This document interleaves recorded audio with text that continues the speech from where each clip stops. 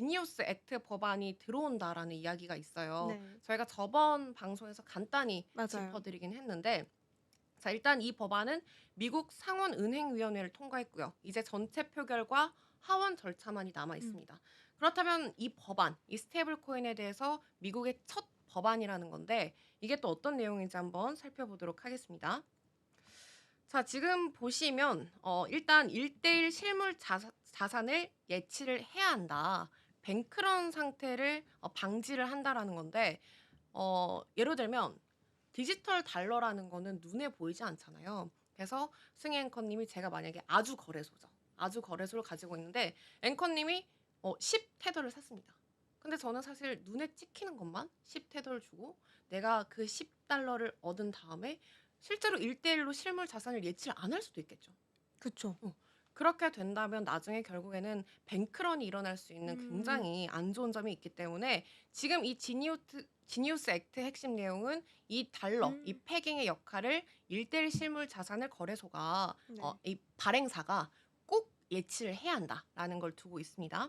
그리고 두 번째로 정기적인 회계 감사라든지 그리고 투자자들의 신뢰와 안정성을 높여라라고 했고 그리고 미국 같은 경우에는 감사 기준이 굉장히 명확해야지 그동안 증권성 판단이라든지 그리고 법적 위험에서도 자유로울 수 있다라는 점.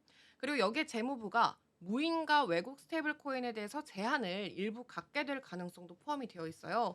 사실 어떻게 보면은 미국 정부가 제도권, 그러니까 미국 정부가 인정한 제도권 스테이블 코인만 살아남을 수 있다라는 기준을 세우는 건데 제가 그때도 말씀드렸지만 스테이블 코인에 대한 뭐 규제 아니면 뭐 제도 이런 단어가 나오면 안 좋은 거 아니냐. 뭔가 음. 규제라고 하니까 안 좋은 것 같은데라고 생각을 할 수가 있겠지만 도리어 오히려 기관 좋은 거다. 그쵸. 기관 입장에 대해서는 명확해지니까 훨씬 좋다라는 거겠죠. 자 이제 한국이 따라오기 시작을 하고 있습니다. 늦었죠? 굉장히 늦었다라고 보시면 돼요.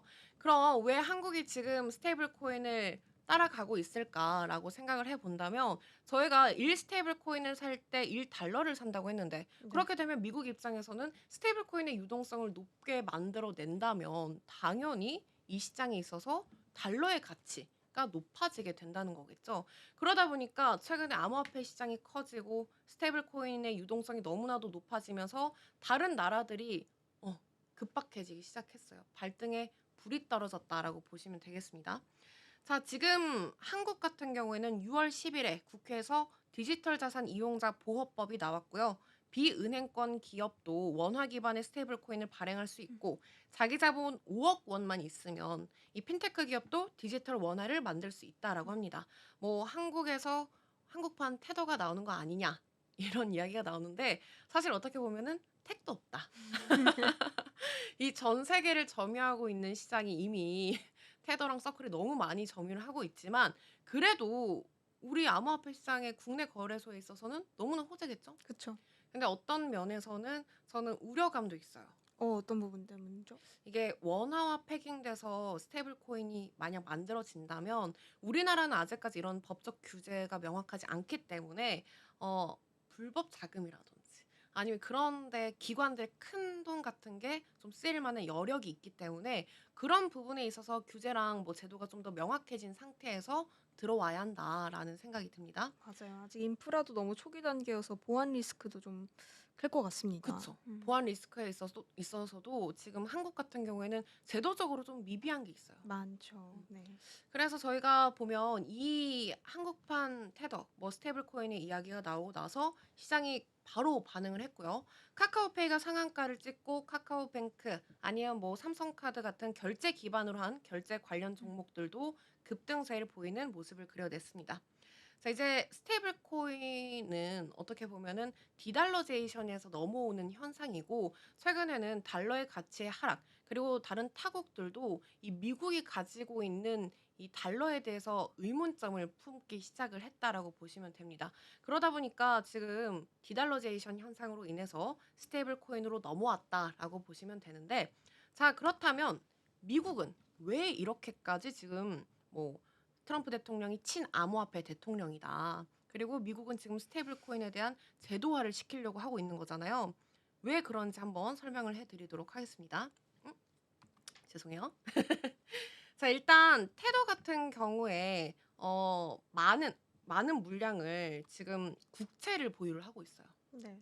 이게 무슨 말이냐면 미국은 부채를 감당하기 위해서 국채를 발행을 하죠. 근데 실제로 테더 같은 스테이블 코인 회사에서 무조건 1대1로 준비금을 예치를 해야 하기 때문에 안전성 자산에 투자를 해야 합니다.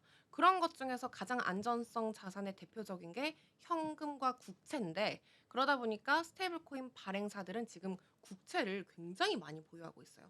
지금 테더가 보유하고 있는 국채 비중만 하더라도 거의 나라급이라고 하거든요. 그러다 보니까 미국 입장에서는 스테이블 코인 발행사들이 1대1로 준비금을 예치를 해야 하는데 달러도 사는 것도 좋은데 심지어 이 발행사들이 그 들어온 돈으로 국채까지 감당해 주네. 그러면 일석이조인 거죠.